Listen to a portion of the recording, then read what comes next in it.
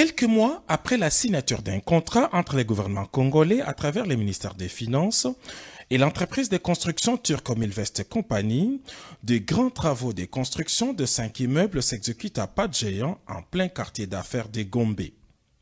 En seulement 90 jours, de grosses œuvres sont sorties des terres dans l'espace compris entre le ministère des Affaires étrangères, l'Athénée de la Gombe et le palais de justice. Ces complexes immobiliers devraient comprendre des tours jumelles du centre des finances de 26 étages, 2 autres tours de la même hauteur du centre des congrès et un hôtel 5 étoiles avec tous les services annexes. C'est pour se rendre compte de l'évolution des travaux de ces immeubles modernes que le président de la République, Félix-Antoine Tshisekedi Tshilombo, a effectué ce mardi en début de soirée une visite d'inspection sur place.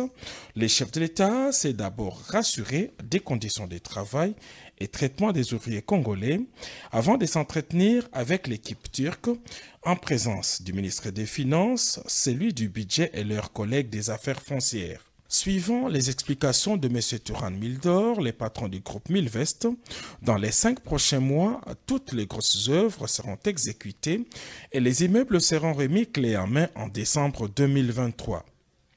Cette visite d'inspection a aussi permis au chef de l'État, Félix-Antoine Tshisekedi Tshilombo, de se rendre compte de l'extension du site qui englobe désormais la direction générale de l'Office des routes délocalisées.